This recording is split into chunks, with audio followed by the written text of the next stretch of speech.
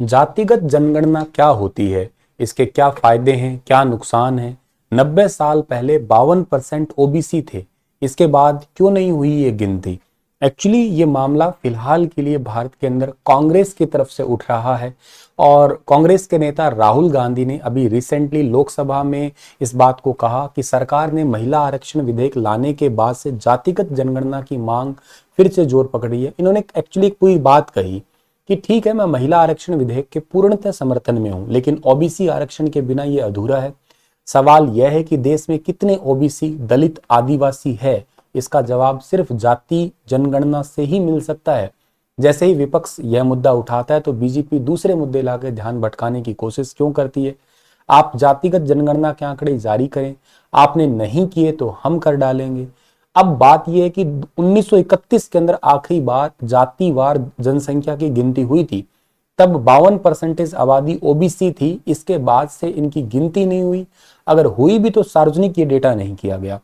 अब ये पूरा डेटा बहुत ही और बाकी बात इसमें ये कि आंकड़े आंकड़े अब फिलहाल के लिए नहीं आ रहे हैं। जैसे फॉर एग्जांपल के लिए आप अगर ये देखने की कोशिश करो तो कोविड के वजह से कहिए या सीएए, बाकी मेन वजह तो सीएए ही है, उसकी वजह से अब तक हमारे पास में 2021 के जो जनगणना के आंकड़े आने थे वो भी नहीं आ रहे।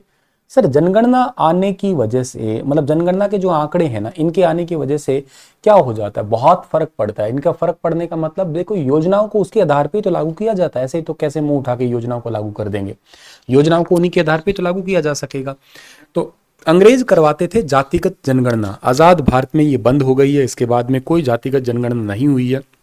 1881 में देश में पहली बार अंग्रेजों ने जाति गणना या यूं कहिएगा जनगणना करवाई थी। इसमें जातियों की भी गिनती हुई थी उस समय। 1931 तक भी ऐसा चलता रहा। 1941 में जातिगत जनगणना तो हुई, लेकिन इसके आंकड़े फिर सार्वजनिक नहीं किए थे, क्योंकि इसमें राजनीतिक बवाल बहुत होते हैं, तो इसके करके इसको पब्लिश नहीं किया गया। और भारत के संविधान निर्माता और आज़ाद भारत की पहली कैबिनेट बैठक, जिसमें नेहरू, पटेल, अंबेडकर और मौलाना आज़ाद जैसे नेता थे, इन्होंने ये तय किया था कि जातिगत जनगणना नहीं कराएंगे, क्योंकि ये समाज में विभाजनकारी हो सकता है। और आज़ादी के बाद 1951 में पहली जनगणना हुई, लेकिन इसमें सभी जातियों के बजाय सिर्फ एससी एसटी की ही गिनती हुई। तो ये उनका तर्क था। वैसे आपका यहाँ पे क्या तर्क है, बताना क्या ये गणना होनी चाहिए क्या या नहीं होनी चाहिए।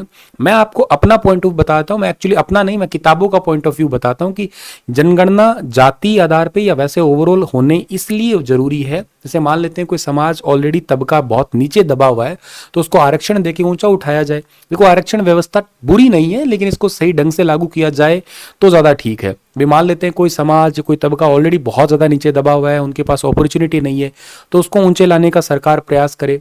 जो सामान्य है उनको सामान्य से थोड़ा और ऊंचा, या जो सामान्य नहीं है तो उनको सामान्य मुख्य धारा में लाने की कोशिश करे। तो इन चीजों पे कोशिश की जाए, या आर्थिक आधार पे कुछ चीजें हों। तो इसके ये आंकड़े कब पता लगेंगे, या ऐसा काम कब सकते हो आप, योजनाएं कब लागू ला सकते हो, तब आपके पास आंकड़े होंगे कि हाँ इतने लोग हैं, इनके लिए ये प्लान होने चाहिए।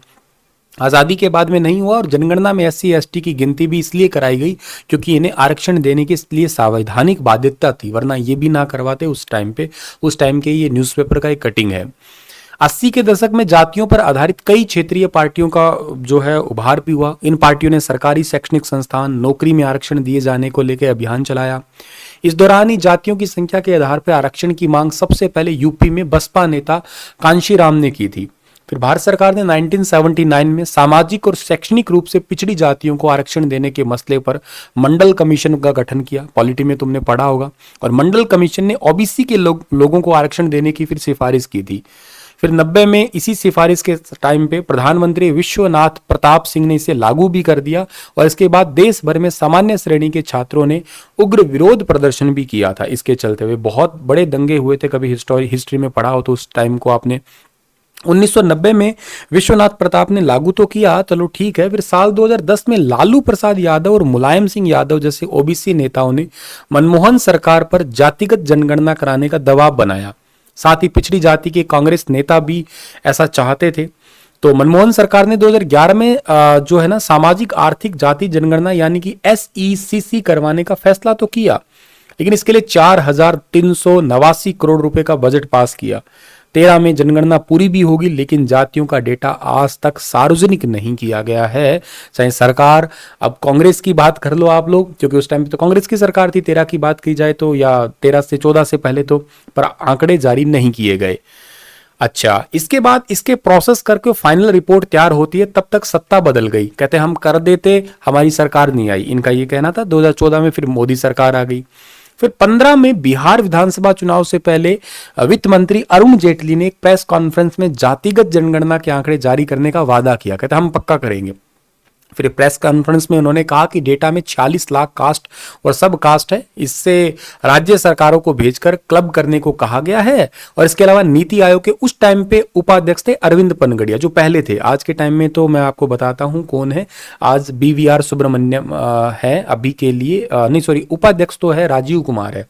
राजीव कुमार दूसरे थे, तीसरे बन गए सुमन के बेरी। BVR सुब्रमण्यम तो CEO फिलहाल के लिए, जो इस कास्ट डेटा को क्वालिफाई करेगी। और यह कार्रवाई पूरी होने के बाद में कहते हम डेटा को पब्लिश कर देंगे। 16 में जातियों को छोड़ के SECC का बाकी डेटा मोदी सरकार ने जारी कर दिया, क्योंकि कमेटी ने अन्य सदस्यों का नाम तय नहीं हुआ था और इस वजह से कभी मीटिंग ही नहीं हुई। इसलिए जनगणना में जुटाए जातियों के आंकड़े जस के तस ही पड़े रहे, यानी कि जारी नहीं किए गए। फिर नेशनल लेवल पर 1931 में अंतिम जातिगत जनगणना की जातियों की कुल संख्या 4147 थी और SECC 2011 में 46 लाख विभिन्न जातियां दर्ज की गई थी।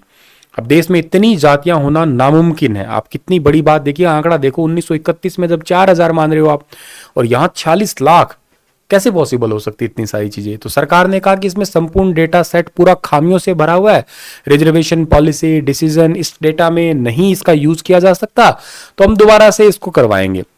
फिर महाराष्ट्र की उद्धव ठाकरे सरकार भी इसमें बीच में आती है, तो इन्होंने सुप्रीम कोर्ट में रीट पिटीशन लगाई और केंद्र सरकार को बैकवर्ड क्लास ऑफ सिटीजन्स यानी कि BCC यानी कि पिछड़े वर्गों का डेटा कलेक्ट करने के निर्देश देने की मांग की गई थी, ताकि 2021 की जनगणना में ग्रामीण भारत में पिछड़े वर्ग के नागरिकों को सही स्थिति सामने आ सके।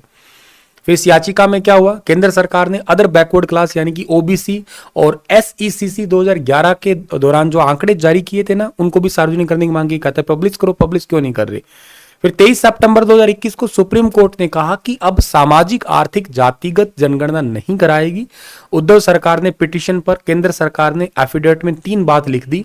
पहली बात लिख दी इन्होंने कि यह एक पॉलिसी डिसीजन है, इसलिए अदालतों को इसमें दखल नहीं देना चाहिए। जाति आधारित जनगणना कराना व्यवहारिक नहीं है और इसके लिए प्रशासनिक नजरिए से भी इसे पब्लिश करना बेहद मुश्किल है। और ऐसे कह के ये बात फाइनली टल गई।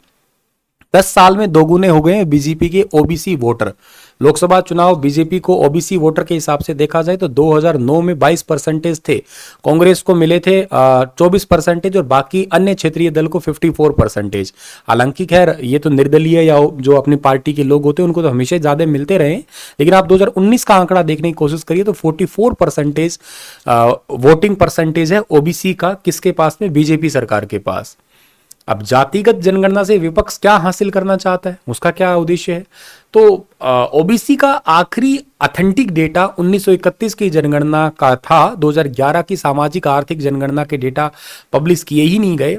ऐसे में जाति जनगणना की मांग सियासी बवाल मच सकता है। 100 साल पुराने आंकड़ों के अनुसार देश में 52% OBC आबादी है, किसी किसी राज्य में तो 45% से कम नहीं है और कुछ राज्यों में 60% से भी ज्यादा है। फिर ये, और अगर जातीय जनगणना होती है तो असली आंकड़े सामने आएगा। इसके आधार पर OBC को केंद्रीय सूची में संशोधित करना पड़ेगा। पिछड़ी जातियों को मिलने वाला 27% आरक्षण और उनकी आबादी के हिसाब से बढ़ाने की मांग भी तेज हो जाएगी।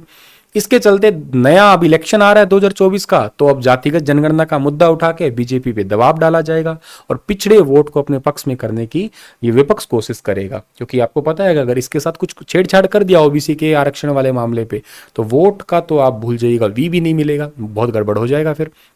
और पॉलिटिकल एक्सपर्ट रशीद किदवई कहते हैं कि दिलचस्प बात क्या है इसके अंदर, इसमें जो मेन या इंपॉर्टेंट बात यह आती है कि कांग्रेस जाति को सम्मान के भाव से नहीं देखती है। कांग्रेस को लगता है कि जाति से समाज बिखरता है, जुड़ता नहीं है। 8 से 10 के बीच जब महिला आरक्षण का बिल आया था तो कांग्रेस इसे समर्थन में थी, लेकिन OBC को अलग से आरक्षण देने की समर्थन में नहीं थी ये। अब कांग्रेस की बात रही नहीं, इंडिया अलायंस हो गया अब तो ये, और इंडिया अलायंस में क्षेत्रीय पार्टियों का दबदबा है। ये पार्टियां ओबीसी के आरक्षण को लेके बहुत मुखर है, यानी कि कांग्रेस है या राजद है, सपा है, जेडीयू है, डीएमके है, ये अपने राग बोलती है, आपको पता ही है। इनका कांग्रेस के अंदर बहुत सारे डिस्कशन होने बाकी ज़रूरी है। सो ये एक आपका इंपॉर्टेंट डिस्कशन था जो आप लोगों को पता होना चाहिए कि फिलहाल के लिए क्या मामला है। शुक्रिया, आपकी राय क्या है इस पे, आपकी राय मैं जरूर जानना चाहूँगा कमेंट के अंदर। धन्यवाद, राधे राधे।